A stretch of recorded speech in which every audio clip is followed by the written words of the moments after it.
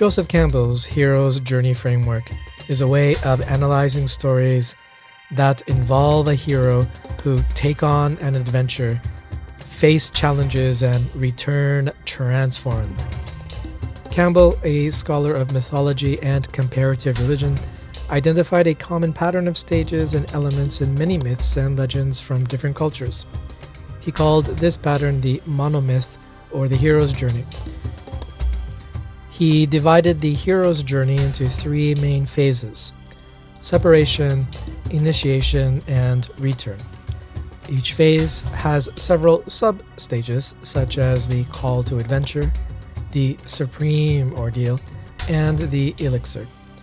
Campbell also described various archetypes, such as the mentor, the threshold guardian, and the shape-shifter, that the hero encounters along the way.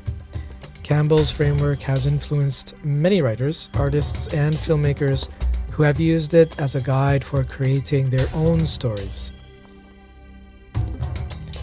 The film Sye Raa Narasimha Reddy was inspired by the life of Sye Raa Narasimha Reddy, an Indian independence activist who revolted against the British East India Company in 1847.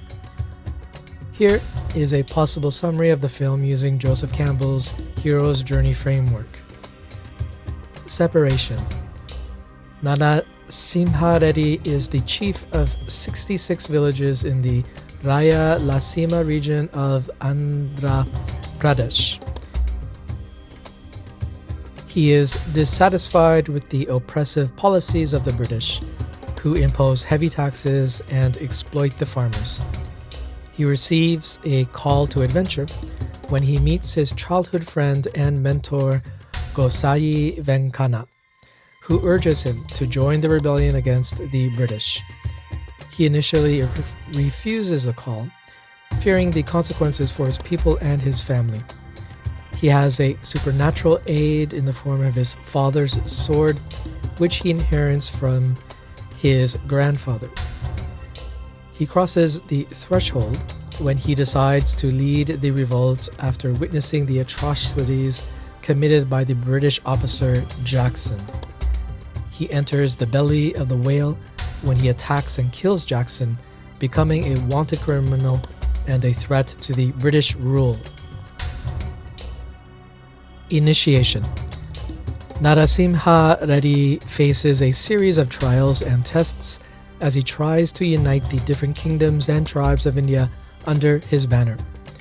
He encounters allies and enemies, such as Avuku Raju, a rival chief who becomes his loyal friend, Raja Pandi, a Tamil chieftain who joins the cause, Veera Reddy, a former British ally who betrays him, and Baba Khan, a fierce Afghan warrior who fights for the British.